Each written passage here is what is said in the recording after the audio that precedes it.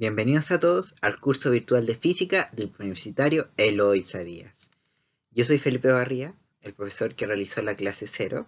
Y en esta clase vamos a revisar ejercicios de la clase 1 del profesor Ángel, que los saqué de la guía 1. Así que estos ejercicios los tienen. Y bueno, espero que podamos aclarar ciertas dudas. Bueno, entonces el primer ejercicio que seleccionamos es el ejercicio número 2 de la guía 1, que corresponde a una pregunta de aplicación oficial que salió en el modelo PSU 2015. Esta pregunta dice así: en la figura se muestra el perfil de una onda periódica que se propaga en cierto medio. Al respecto, ¿a cuántas longitudes de onda corresponde la distancia entre los puntos P y Q? Entonces, si se fijan, esta pregunta evalúa que ustedes apliquen el concepto de longitud de onda a este problema sencillo. Para nosotros poder aplicar un concepto tenemos que recordar qué es este concepto, es decir, conocerlo y comprenderlo. Entonces, si recordamos, la longitud de onda es la distancia que recorre una onda en un ciclo. Si se fijan, acá entre P y Q hay una cierta cantidad de ciclos. Por lo tanto, si nosotros queremos saber cuánta longitud de onda hay entre P y Q, tenemos que saber cuántos ciclos hay entre P y Q. Porque un ciclo equivale a una longitud de onda. Por lo tanto, si sabemos los ciclos, sabemos lambda. O sea, cuántas lambda. Entonces, por lo tanto, tenemos que contar cuántos ciclos hay y tenemos que recordar también qué es un ciclo. Un ciclo básicamente se cuenta entre dos puntos que son equivalentes en una onda. Por ejemplo, arbitrariamente voy a tomar estos dos puntos. Entre este punto acá y este punto acá hay un ciclo. ¿Por qué? Primero, estos dos puntos tienen la misma amplitud, es decir, tienen la misma distancia con el punto de equilibrio. Eso es fundamental. Y están en posiciones equivalentes. ¿Por qué? Porque en este caso, acá la onda está oscilando hacia abajo. Y en este punto también la onda está oscilando hacia abajo. Como pueden ver. Con esto quiero hacerle entender que un ciclo no es siempre entre dos crestas o dos valles, o cada dos nodos. ¿Sí? Por ejemplo, acá también están en lo cierto. Acá, entre acá y acá, hay un ciclo también.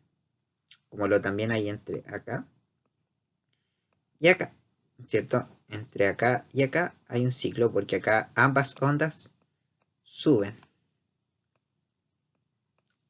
¿Sí?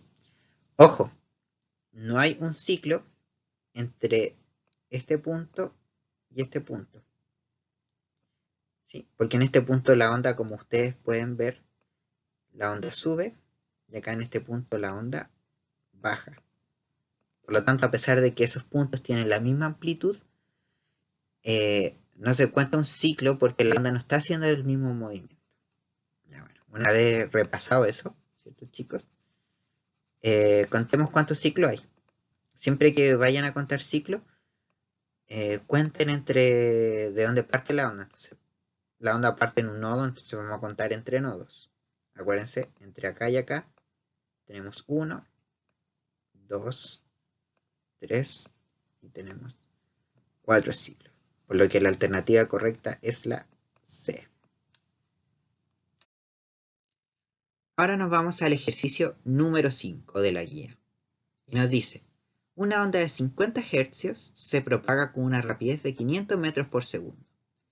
Esta onda pasa a un segundo medio, en donde se determina que su longitud de onda es 20 metros.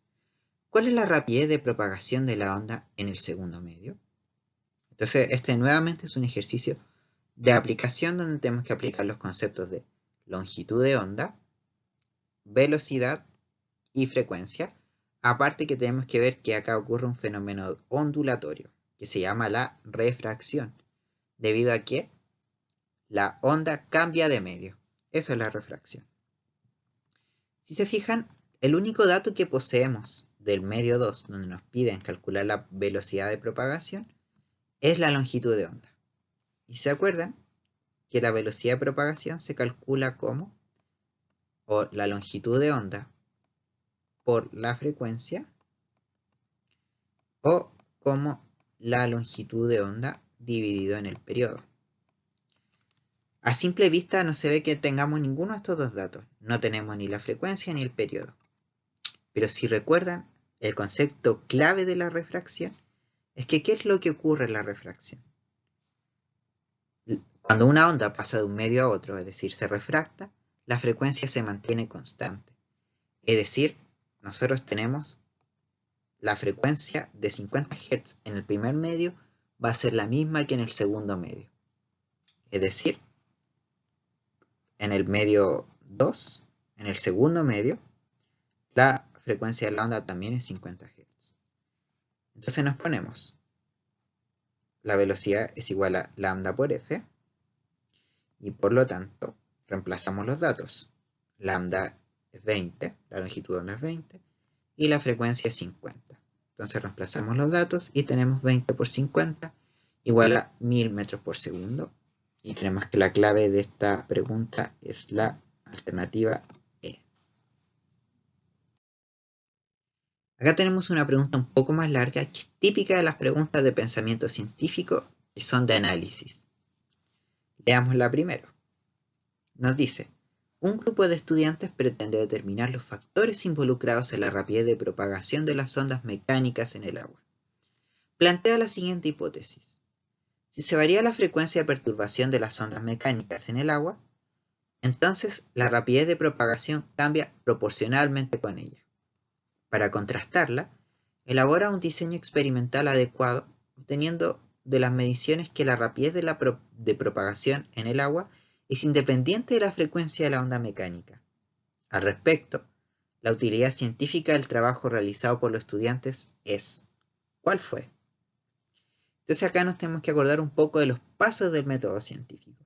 Si ustedes se van y se acuerdan de la primera clase, ¿cierto? De la clase 0, disculpen. Entonces, en este caso, el alumno está estudiando el fenómeno, ¿cierto? Él ya realizó sus observaciones pertinentes y delimitó su problema, ¿cierto? Que él quiere estudiar las ondas mecánicas en el agua. Entonces, delimita una hipótesis respecto a eso. ¿Sí? Esta hipótesis, el estudiante la tiene que probar o refutar. Para eso, él realiza un experimento. Y el experimento, ¿cuál es el objetivo del experimento? El objetivo científico es probar la hipótesis o refutarla. Entonces los resultados pueden o apoyar la hipótesis o denegarla. En el caso de que se apruebe, uno puede pasar directamente a publicaciones, principios, leyes, o me genera un nuevo planteamiento que me lleva a realizar el ciclo científico nuevamente.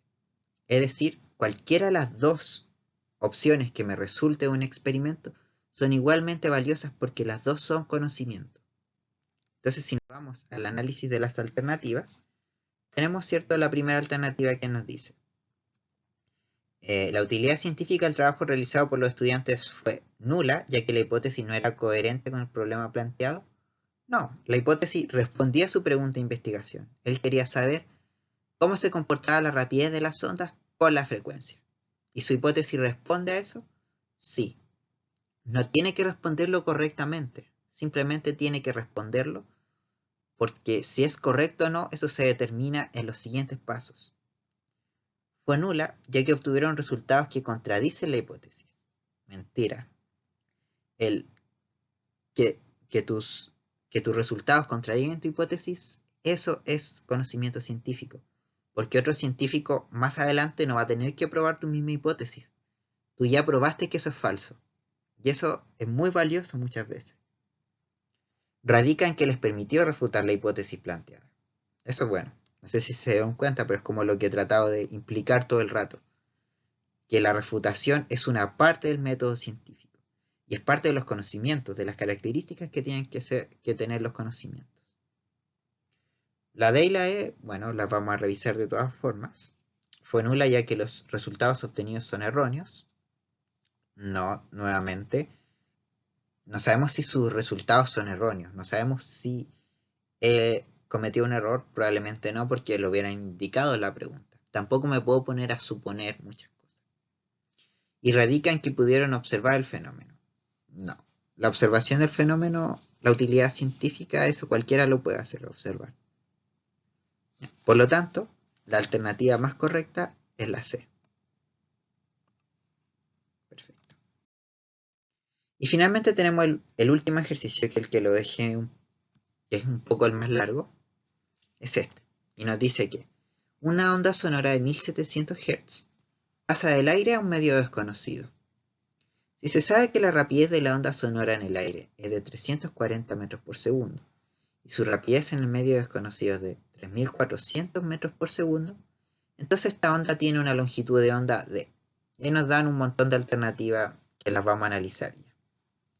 Fíjense el primer detalle, ¿cierto? Que las alternativas están en distintas unidades. Entonces me piden la longitud de onda, en el aire o en el medio desconocido. Entonces, lo que más me conviene en esta pregunta es calcular la longitud de onda en ambos medios. Entonces, me acuerdo, ¿cierto?, de qué es lo que me relaciona la frecuencia de una onda sonora, la velocidad, ¿cierto?, y la longitud de onda, que es la ecuación fundamental que ya hemos utilizado. Y recordar el concepto clave, ¿cierto? El mismo concepto que de la pregunta 2, ¿cierto? Que cuando una onda pasa de un medio a otro, la frecuencia se mantiene. Recordar eso. Entonces nosotros partimos con la ecuación fundamental. Pero en este caso, ¿cierto? La ecuación fundamental me dice que la rapidez de una onda es igual a la longitud de onda por su frecuencia. Pero en este caso no me están preguntando la rapidez, sino que me están preguntando por lambda. Lambda es mi incógnita. Por lo tanto, tengo que deshacerme de todo eso. Tengo que deshacerme de todo lo que acompaña a lambda porque quiero saber solo a lambda. Acá lo que acompaña a lambda es f, por lo tanto tengo que deshacer. Tengo que aplicar la operación inversa de la multiplicación de f, que es multiplicar por 1 sobre f, que es lo mismo que dividir por f. ¿Cierto? Entonces el SF se va a ir con eso y nos va a quedar en este lado de la ecuación, ¿cierto? B sobre f es igual a lambda. Esta es la forma de la ecuación que nos sirve. Una vez planteado, puedo calcular ciertamente lambda para cada medio, ¿cierto? La longitud de onda en el aire tiene que ser la rapidez en el aire dividido la frecuencia. ¿Por qué acá no le puse frecuencia en el aire? Porque acuérdense que la frecuencia, en este caso, en la refracción, se mantiene. La onda se refractó del aire al medio desconocido. Por lo tanto, la frecuencia en el aire es la misma que la frecuencia en el medio desconocido. Y la longitud de onda en el medio desconocido tiene que ser igual a la velocidad en el medio desconocido sobre la frecuencia. Entonces, ustedes proceden a hacer el cálculo, ¿cierto? La rapidez en el aire es 340 metros dividido en 1700 Hz. Acuérdense que Hz es 1 sobre segundo, entonces ese 1 sobre segundo ahí se cancela con ese. Y les queda 0,2 metros. Y para el medio desconocido hacen el mismo cálculo, ¿cierto? Hz con 1 sobre segundo se cancela. Y 3400 sobre 1700 son 2 metros. Una vez que ya tenemos hechos los cálculos, nos vamos a analizar las alternativas. ¿Cierto?